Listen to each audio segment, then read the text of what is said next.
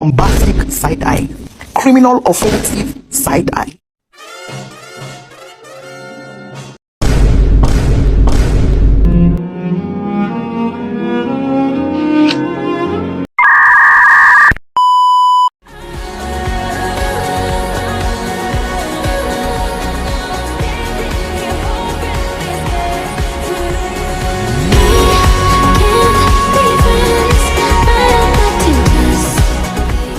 Assalamualaikum warahmatullahi wabarakatuh. Di sini saya akan membahas 5 materi, yaitu yang pertama 1. Geologi struktur, 2. Tektonik lempeng, 3. Penjelasan mengenai apa saja yang kami lakukan ketika turun ke lapangan dan fungsi dari alat-alat yang kami gunakan, 4. Stratigrafi, 5. Pemetaan dan penampangan geologi.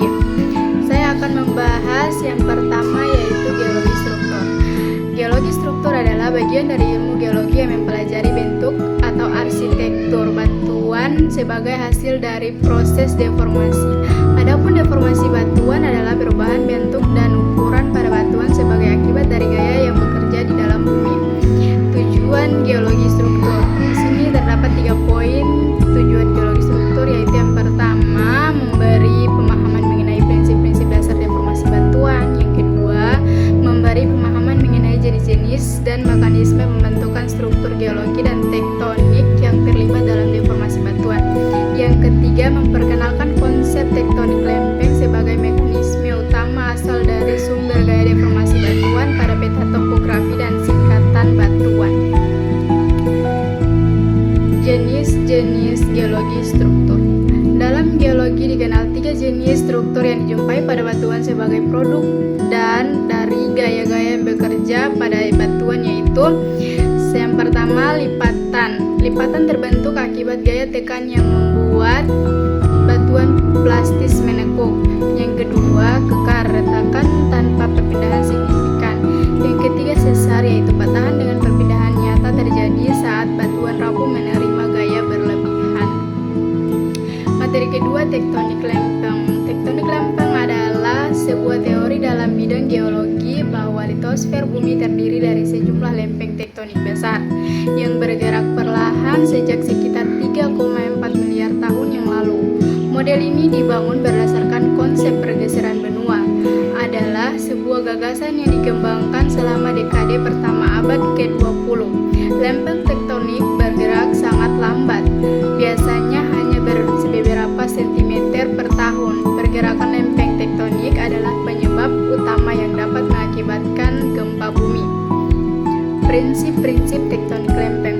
Intinya, teori tektonik lempeng sangatlah sederhana. Lapisan permukaan bumi setebal 50 hingga 100 km atau 30 hingga 60 mil, bersifat kaku dan terdiri dari serangkaian lempeng besar dan kecil. Struktur bumi yang berperan dalam tektonik lempeng. Untuk memahami tektonik lempeng, kita perlu memahami struktur internal bumi, yaitu yang pertama, kerak. Kerak yaitu bagian terluar terdiri atas kerak benua atau lebih tebal, dan kerak samudra itu lebih tipis, lebih padat. Yang kedua, litosfer. Litosfer yaitu kerak tambah bagian atas mantel, bersifat kaku dan pecah menjadi lempeng.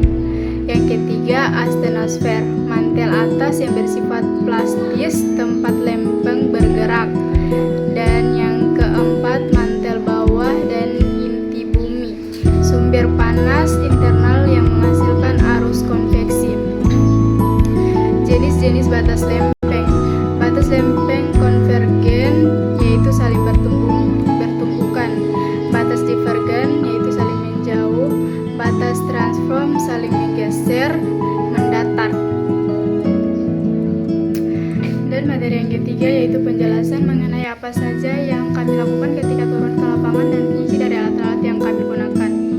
Kegiatan ketika berada di lapangan. Saat sampai di lapangan, yang pertama kami lakukan adalah mendengarkan instruksi dari dosen mengenai penjelasan alat-alat yang akan kami gunakan.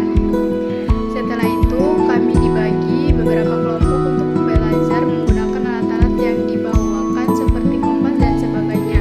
Fungsi dari alat-alat yang kami gunakan yaitu kompas geologi. Kompas geologi berfungsi untuk